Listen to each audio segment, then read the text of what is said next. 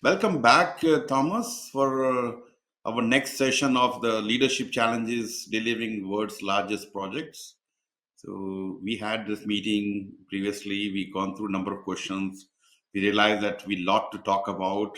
So, we are coming back to talk about my remaining questions and discussion points. So, how are you going? It's perfect. I just completed some exams in my studies, and I'm now freeing up my mind to new stuff and working forward. And as you know, we just discussed my next big trip is going to Japan again. Uh-huh. I think for the 40th time or something, and meet old friends. And it's an example how stakeholder engagement, is important in programs because if you want to have sustainable success, you have to build on the power of others. Exactly. Good luck. Good luck. And, I'm also traveling to Sydney next few days actually on 10th. Good. So we kind of traveling all the time, realizing Yeah, we are either talking or traveling. yeah. So it was really good. And also, there will be in beginning of April when I come back from Japan, there will be the European PMI summit in Yeah. Barcelona, Spain, and I think it will be a very good local European event. But we will always have also people from Asia coming in, from Africa coming in, because it's not so far to come to Europe. Okay. Great. Look, have fun and let's continue our discussion. We had a great discussion about some of the previous questions. So my next question. Can you provide a real world example of a successful mega project highlighting the key leadership qualities and strategies that contributed to its success? Well, that's actually not so difficult, because what is success? And if you look at success, today of a program that ended maybe 20 years ago, probably it will be successful, because it has evolved into something that is valued by a lot of people that has built some reputation. But give you an example, look at all the Olympic Games, and there is some research on the Olympic Games, Yep. and they normally go over budget, and everybody knows that. And the IOC, the owner of the Olympic Games, they never go over budget. They always make their profits, and that's a contract. But the nations or the cities who run the Olympic Games, they might get into some, well, corruption, in some underestimating and so on. But all Olympic Games were up to schedule. They started the date when they should start. Exactly. And you can say Olympic Games are unsuccessful failures because of budget, but I think that's a very tight view. The Olympic Games create such a lot of reputation that pays off maybe after years only. That you cannot really limit the success criteria to the small budget relatively to the whole timeline that you might underestimate in the beginning. But if you really have Olympic Games, and even, if you remember the Munich Olympic Games, when there was a terrorist attack by Palestinians, yes, and some Israelis died, even that, in the aftermath, there are dead people. It was a disaster. How it ended, then nobody would say it is a success at this point of time. But now, after 50 years, we say, yeah, it was a success. Mhm. And because all these athletes that won medals and were there, they look at this as one of the cornerstones of their career, and they come back with pride and make their nations proud and so on. So this is a good example of not failed but successful. And I don't like, as I said last time, I don't like the term mega project, because Mhm. these are not projects; these are programs, and if you look at really big programs, I'm just researching a little bit about history. You know what? One of the first programs was in Mesopotamia. In the what is today Iraq, and they developed the first social programs to fight hunger in a society, and that's Mm, how they built crops and everything, and it was a program because the leadership of that society said, okay, we want to make sure that nobody dies from hunger in our society, and they established a program, and it was very successful because it was replicated in other areas after that. Or if you look at healthcare programs, mm, some 200 years ago, nobody cared about healthcare. There was no insurance, no nothing. And actually, it was in Germany. It was Otto von Bismarck in the 1870s or so. So he established three big programs, which are running up today. This was a healthcare program. This was a social insurance program to insure you against accidents. And it was the third thing was a social pension program. So the pension system was then established in Germany in about 1870, and it's still working today, and the mm, concept is the same today. So these were huge programs which create value today, to me as a pensioner, for instance, in Germany, and healthcare also. But also they have changed over time, and they should change because mm, the context of how they run their change. But what what stays there is that there are some policies, some laws, some intentions of a state to preserve these kind of programs. And we were responsible to starting two world wars as Germany, but these programs survived even the overturns of that. So and then if you go in other things, we looked at Olympic Games, and we also have a lot of military programs. So mm. when military campaigns start up, this is a program. A lot of things, and I think Iraq war number one. I remember this general who defined the logistics of moving all these parts in Mm. the Middle East from the U.S. General Schwarzkopf, I think was his name, and he was really good in making that happen. And Yeah. uh, did somebody care about money at this time? I don't think so. They cared about again schedules. They cared about success in the end, and Mm. at least the logistics program of that war campaign was successful. Maybe not the nation building and what followed, and in the end they had to do a second war, in So, Iraq so to Thomas, achieve stuff. what do you think about SpaceX? Yeah, like the SpaceX, rocket coming back, yeah. nobody has done in past, and Elon Musk with his great vision was able to create such a team, and with the rocket going into the space and coming back.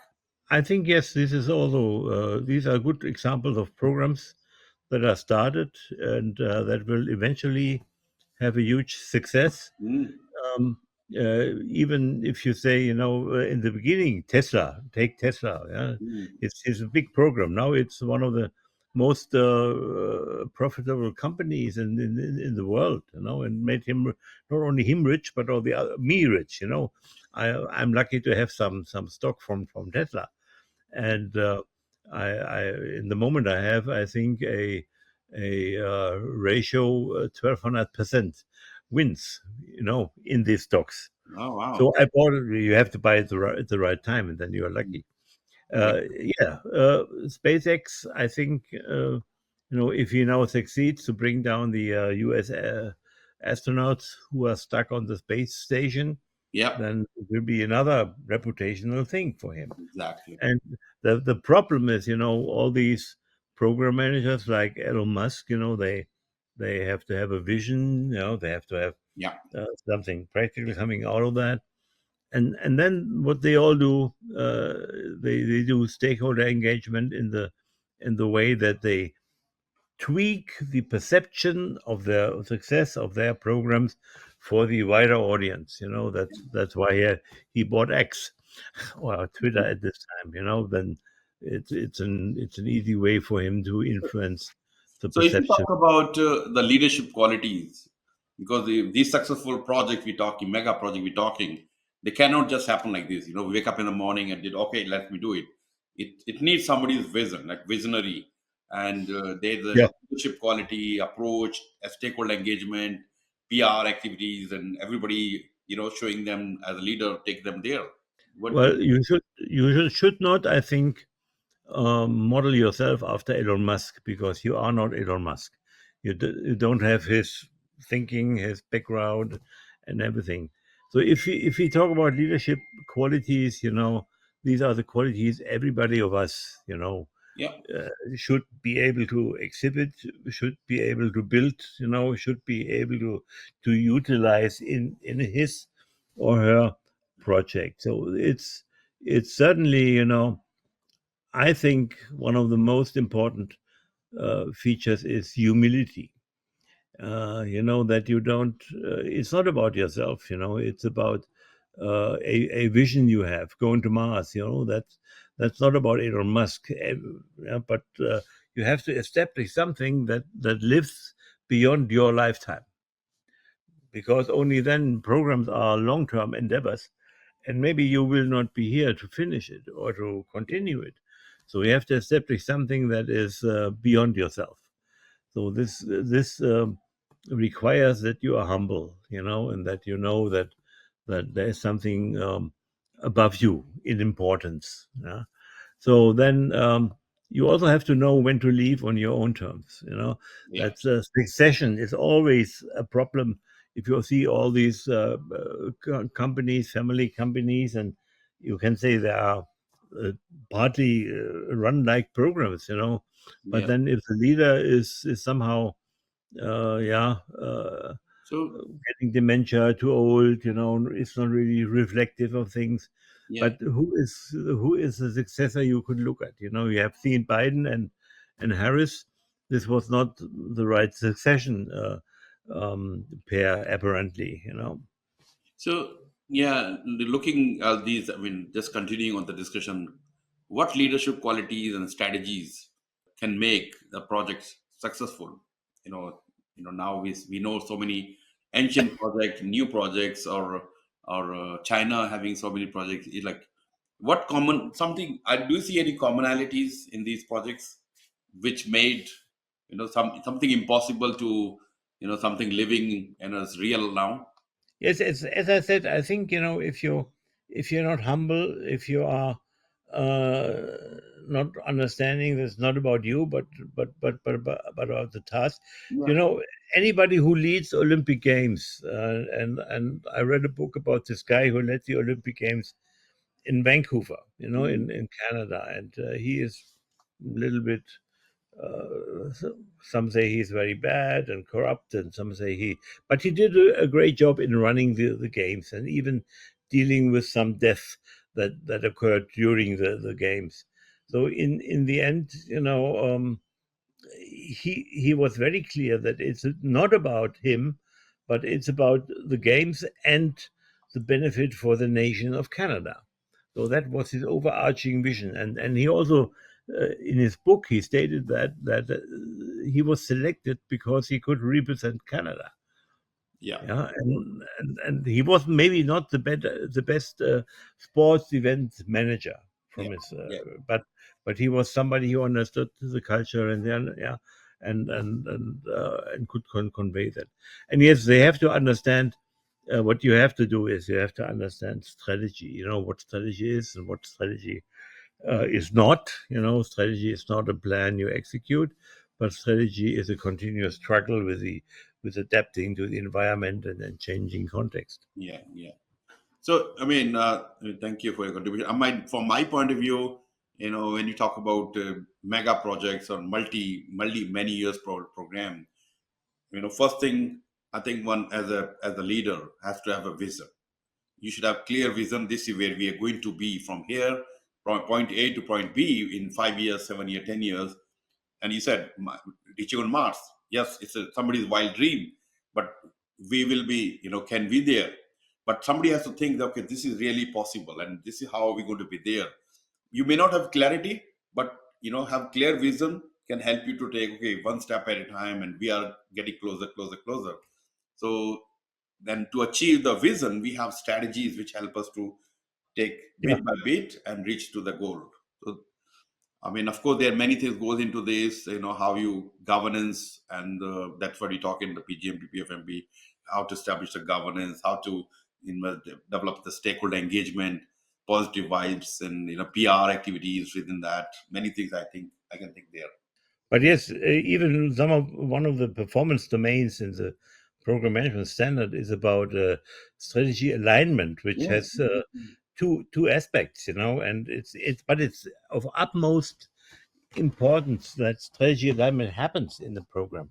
And Exactly. if you look at other standards, you the managing successful programs from the UK, APM, or you look at the ISO. So strategy is not at the core, what they say. Yeah. Every standard talks about benefits, Mm.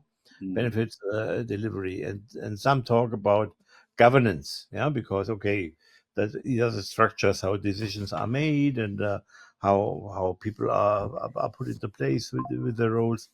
But strategy is not a common theme, and Yeah. that's very specific to the PBI standard. I think it's very important.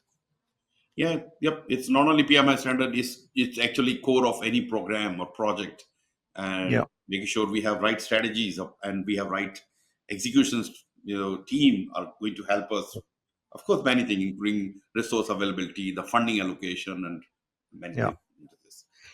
In my view, the strategy has two aspects. The first aspect is the strategy of the program itself, how to achieve the intended benefits, and maybe some targets, some mass or whatever you have, Olympic Games.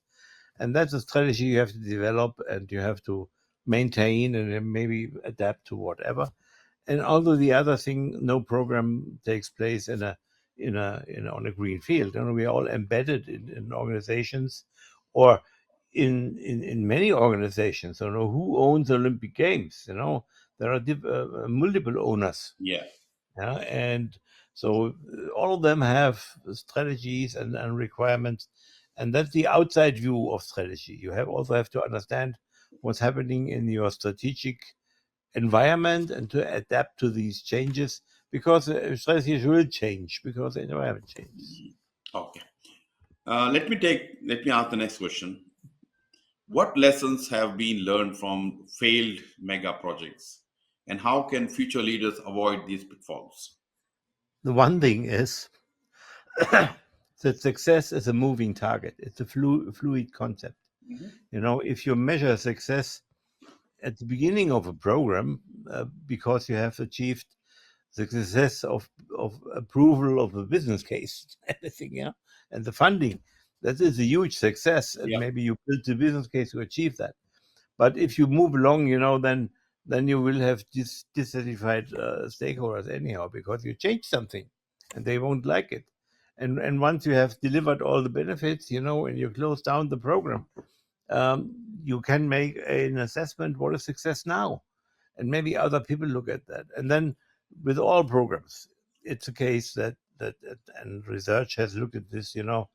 Um, you can look at the success 1 year after the program was closed, because then you see if the benefits are working, are creating value as they should. And you can also look 5 years after the thing. So if you, let's say, build a big infrastructure project, a tunnel through the English Channel, you have all the problems, and yet the tunnel is working now. But then, success is only to maybe measured maybe after 10 years. Is Mm. there a cost a cost benefit ratio in the running of this channel, and that's one thing. Moving success perception. You should not really too much focus on one definition of success, because it changes, Yeah. and you have to change it. And then um, uh, the thing about plan control. You want to plan something and you want to control to achieve it, but which is normally done in projects. Yeah, and that's a very well good concept, but it doesn't work in 5, 10 year programs. When you want to establish a plan in the beginning and then just execute and control, it doesn't work. So programs per se are agile because they adapt their plans, they adapt their even their targets, yeah, and so you have to be much more flexible as in a project. Yeah. And though then I think what although a lot of so-called failures have shown that you have to not only look at your internal program project, what you're doing, the scope. I think you have to look outside, to the content. Yeah. So geography, what happens with geopolitics? What happens with I don't know? Is there an earthquake? Is there some volcanoes breaking out? Yeah. You have to look at your changing stakeholder base. So if you now look at, let's say, the German public, is now very much focused on refugees coming in, but that wasn't the case maybe 5 years ago. Mm. But now it's very much focused because we have elections coming on, and some of the parties are focusing on that because they think they can be good. So the stakeholder perception and needs change over time without your control, but you have to observe it. You have to adapt your program strategy to that. Environmental things, regulations change, laws, sanctions, whatever you have, and what we have seen with Corona, supply chains Yeah. change. Yeah. Supply chain was big disruption. Yeah. Yeah. I just read an Can article in a U.S. defense um, journal, where they discuss about supply chains in warfare, yeah. very much in depth. And and the point of supply chain is you have to be redundant. You have to build True. resilience. You have to Yeah. have partnerships, and that's what we learned from Corona. Everybody, Yeah. And and Thomas, then sorry. things happen like with the Suez Canal, I that was it, actually about to ask the question about the Suez Canal. Exactly same thing. Do you remember the Suez Canal and what happened? Actually, I was about to ask Panama Canal. Panama, when the yeah, success, failure happened initially because of underestimating the environmental condition, the wind condition, or the yeah, soil conditions, and many things were underestimated, or the impact of the mosquitoes or the local because of it impacted the malaria and many things.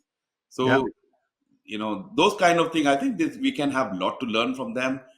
Sometimes we just get started without analyzing fully, looking all the possible risks and what can be the impact of those risks. The first when they fail big failure versus the second time when the Panama is again constructed, it was a huge difference. Yes.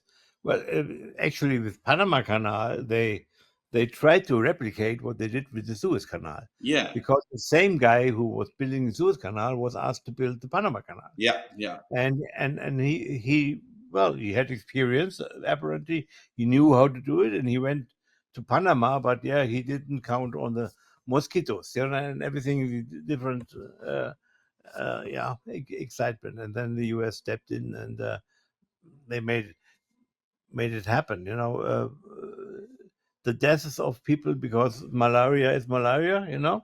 They died anyhow, but the U.S. somehow pushed it through.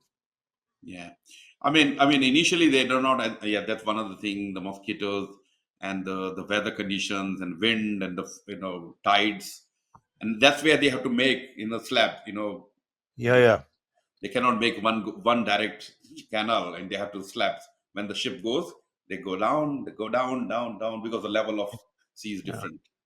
Have you been there in Panama? No, no, no. I never, but yes, I like to go and see. It's interesting. No, it's amazing. So I was there once.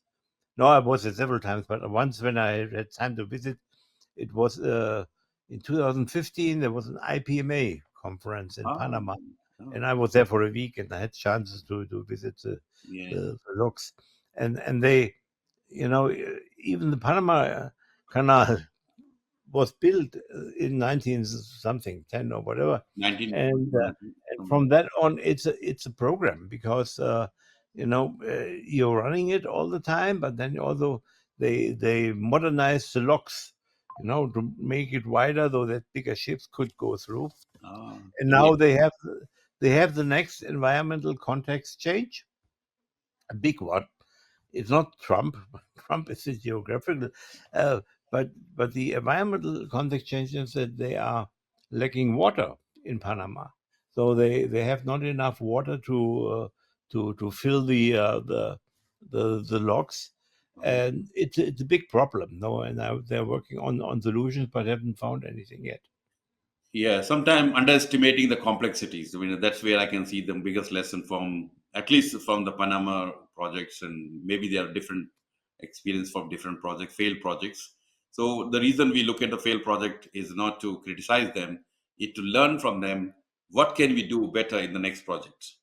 Yeah, yeah, And that's where every but project should have a good stakeholder, like lesson learned register, failed or successful, to so that whenever we do the next project, next program, you should look into that and see what happened. Maybe that's a starting point for most of our risk assessment estimation, or anything. yeah. And even the failure, what happened in that, so we can avoid that, you know. Well, yeah, the French project manager of the Panama Canal, so he applied his learnings, Yeah. and he failed anyhow because he did not look at the context so Yeah, much. context is No, important in this case, because there's two yeah, different two different part of the geography. Suez Canal, different. Yes, there are different complexities, but yeah. here different complexity. And I'm sure there were also some political changes. Suez Canal was clearly a target of the French government too, but Yeah. Panama, they didn't care so much about Panama maybe at this time. All right. Good. Thank you. So, what are the emerging trends in project leadership, particularly about sustainability and virtual leadership in post-pandemic world? um, it's not, well, it's not an emerging trend, but it's here. So we have learned how to deal with virtual leadership. Yeah. A leader doesn't have to be on site all the time. We can cope with it. Though I must say, uh, you as a leader, you should make every effort Yes. Yes. just to go there once to meet those people face to face and have dinner with them, and because dinner is making everybody more smooth and happy, and then you can discuss things and build a relationship. Um, what also helps, and came through Corona, is the technology integration. Yeah. So all these. I didn't know about Zoom before Corona, and then Yeah. Zoom was all over the place, and we are discussing this, and now AI is coming up, ChatGPT, and so this will also create a lot more instantaneous yeah, Mm. collaboration opportunities.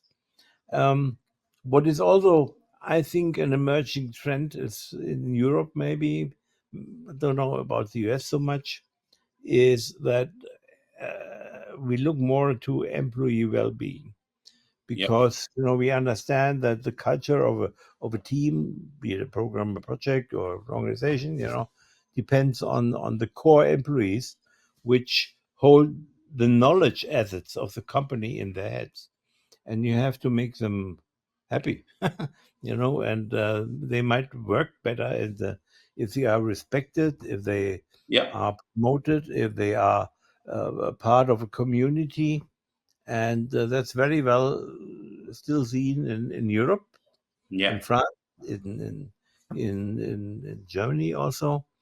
I'm not sure about other regions, but I also see that it's seen in China. You might have not this hire and fire policy that you try to hire new people. I see a lot of people trying to find jobs. They are PMPs and certified, have some experience, but they have a hard time to be employed, because still project management in itself um, doesn't seem to be a have a common understanding that it's a profession in itself. Still not. Mm, And I'm fighting for that, arguing for that since 20, 30 years. But and we are in the profession, you and I and others, and we know that. But the industry doesn't know it, and doesn't appreciate it. yeah. So they prefer a lot brighter scope of capabilities, and project management is just one of them. And it may be, if you have a PMP, if you are a project manager, and you have done some projects well and have a reputation and everything, still, they don't trust that you can do their business because it's very special and unique, and then program management is a different thing. So what you see also developing is new leadership models, based on the technology, virtual leadership, and having a respect for the team members, like um, having a collective leadership. So you say, okay, the collective leadership uh, means that you are maybe the named leader of a group, but while you are not there, you can assign somebody to be the temporary leader. And maybe, I've done this in my project even 20 years ago, that if there is a technical task and I'm not the techie person for that area, so I give leadership for solving the task to the technical leader. He's the appropriate guy, and Yeah. he enjoys to be the leader for the time, but he also enjoys when he can give back that responsibility. So yeah, I think this is what we see in project leadership. For sustainability, I'm a little bit torn.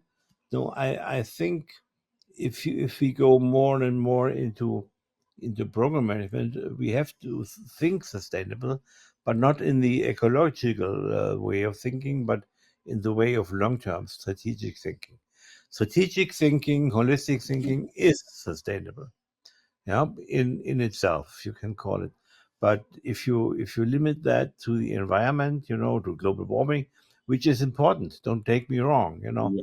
but I don't think you should overburden project managers with a lot of responsibilities, including to save the world from global warming. That's why should they do it? It's a humanity task. It's not a task of just one profession. I mean, a little bit disagree on this because as a project manager, program manager, you have a responsibility. Let's say you're working in a factory, or that's going to produce some gas, or or some liquid which can have impact on the local community. So you need to think about the sustainability. You can the impact of this gas or this liquid going into the drain or into the soil. What will be the long term impact? So you cannot just say, okay, my job is to build a factory, I'm done. No, you need to think holistically how this Yeah. going to building the factory, chemical factory, which is going to make money to my stakeholder, but also impacting positively to the community nearby. Of course, you can put some filters in your chimney, so you can minimize the gas going out or something else. I mean, look, yes, it's costly, but we're looking more sustainable and more, impactful for the local community. Yeah, but that has been the case for a long time. Yeah, We I have need to this think. health and safety requirements in the construction, and I recall a project 20 years ago in Mozambique, when they had 10,000 workers on a thing, Mm, and they reached their targets of zero casualties. mm, Which yeah, they were commended for, and was a really surprise. But they did all these sustainability tactics, to make sure that everybody is protected and that we have enough oversight here. But anyhow, I think these are all constraints you live in. We live in a legal and a regulatory environment, depending on country to country, yep, yep. and surely we has a responsibility to follow that, to understand it, and to implement it. And in that, sustainability could be such a regulation. But still, um, uh, project management, the sentence is make it happen, and then it happens. And if you look at the biggest projects we have, the military projects, we saw that they don't give a damn about sustainability or polluting the earth or whatever.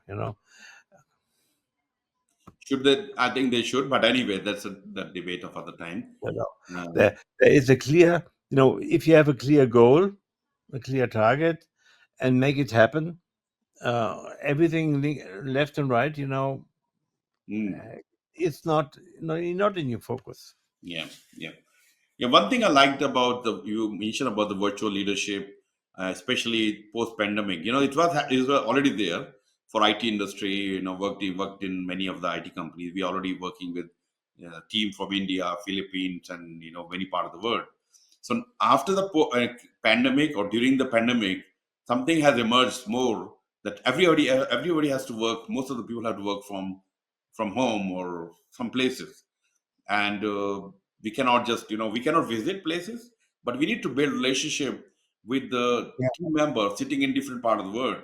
The relationship and making sure they are well looked after, their well-being and everything looked after as a leadership or project manager to and when you work in a virtual environment, and it can be a big problem with people just sit in front of computer whole day. So many people, actually not everybody, they don't have friends, they don't go out for coffee and something, they just sit and just meeting after meeting after meeting. Yeah, So and delivery dates and more impact, yeah. But the project manager leadership in this case is to look after your team member who are sitting in other part of the world, not only from the work point of view, deadline, you need to think about their well-being. Are they looked after? How they're feeling? because because many deaths and depressions are happening because of this virtual environment kind of thing, because we stay the yeah. same here all the time. And sometimes the small events matter to show Yeah. respect and to care about people. Like now we had 2 days ago we had the New Year in China. Mm. So if you know Chinese people, I greeted them for their New Year and they appreciated it. Yep. And then you have the Indian holidays, when you greet for Holy or whatever, you have, Only and the color. Christians and the Ramadan. So if you have such a global team with different cultures and religions, it's an easy thing to get you to put up a schedule and say, okay, whom should I greet when, with what, and it's just a small sign that you give them, but they feel recognized, they Yeah. feel valued, they feel respected, and that's the whole purpose. It costs Yeah, you nothing. exactly. Good. So let me take the last next question, which is saying, how can data driven decision making transform the way leaders manage mega projects, and what tools or practices do you recommend for effectively leveraging big data? I was just reading some recent papers from Ben Fliffbeck, who is a researcher for mega projects since 20 years or so, looking at that from the UK. And he is now not so much into data-driven decision making, but into heuristic-driven. So what he says, okay, heuristics are these mental shortcuts. When you neglect data, you don't want to have data, but you somehow have an intuition about the situation and you do something. And heuristics, um, he shared in a paper, the 25 heuristics of excellent leaders, and these look a little bit like value statements, like how to behave in what situations, and they include things like value with your people, on the team. That's for sure. But it's not so much that much data helps with heuristics, but the heuristics start from a very small database, and they assume that what you have done before, will be then beneficial for the next occasion when you do it. And what they also say, if you have more data, and I heard this even saying from OpenAI, from that company, that the more data you have, the more confused you can get. It costs a lot of money to process the data to understand which data is relevant for your situation. So I'm not a fan of this data-driven decision making. Data-driven decision making is valuable in process-based and automated situations, and when you have big computers doing all of that. But it's not at all valuable when you look at people making the decisions, because give an example: you get up in the morning, you wake up, and you get from your bed, which is the first foot you put on the floor. It's a decision you make, but it's a heuristic you use. You don't use the data.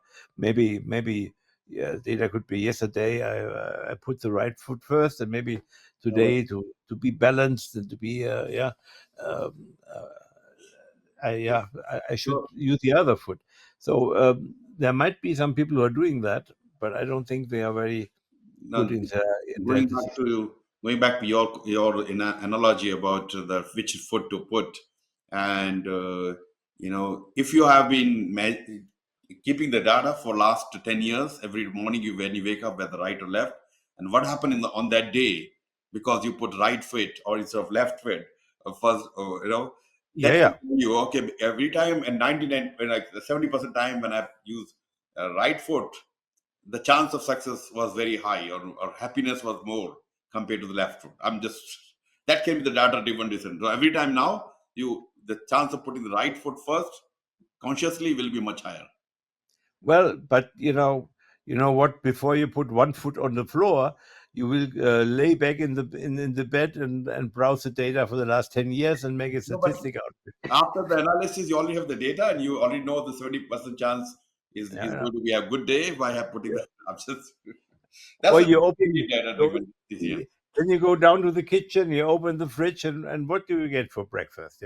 You might have a plan, and this plan might be data driven, but No, but we talk, let's say we're talking about the consumer behavior, or the usage of the some technology that can also help you to when you're making a new product or something can help you. Okay, most people are, this kind of a small app or small video.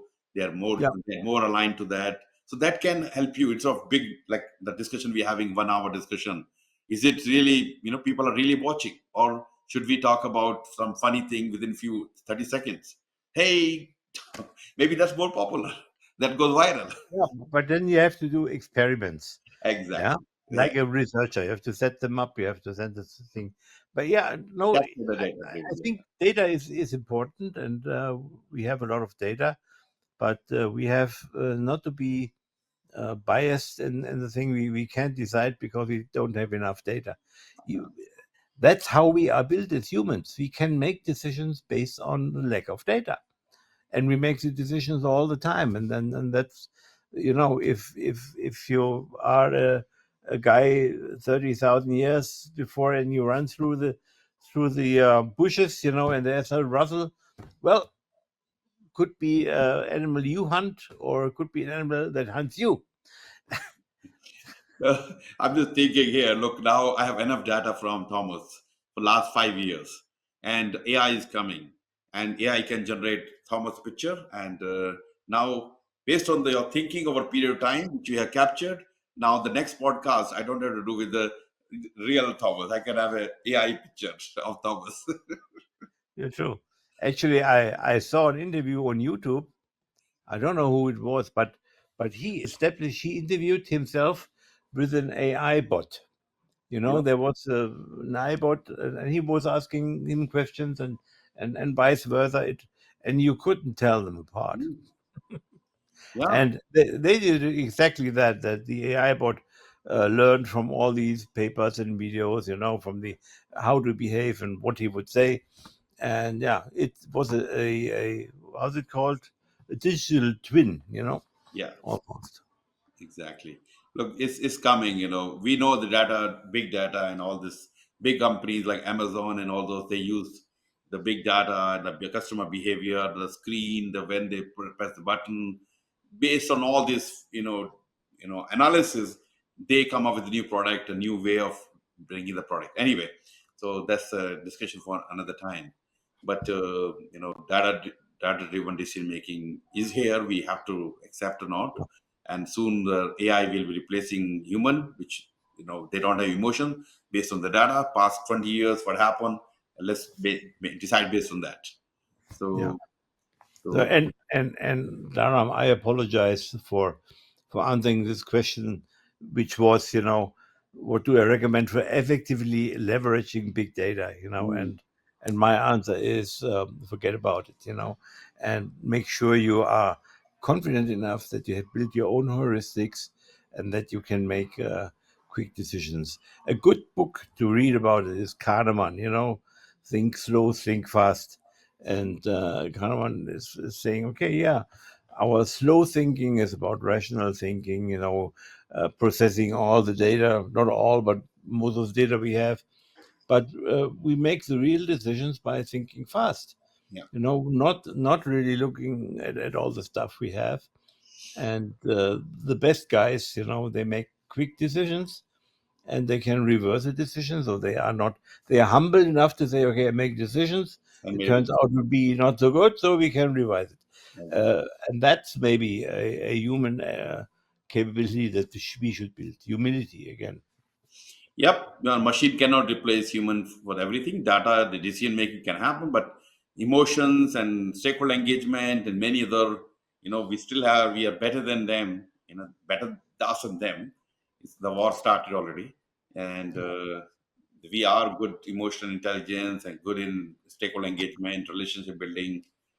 I hope. Well, the odds are that in the next 10 years we will have this super intelligence, and there are better thinkers than are. If you look at all these videos from robots fighting or robots dancing in China or robots doing this and that, these guys are amazing already. They can do a lot of better things than we than I can do. Or we can do. Exactly. Look, that's another discussion for another time. But thank you very much for again coming back for the same topic and having extensive discussion. It's always pleasure talking to you, and I appreciate your contribution.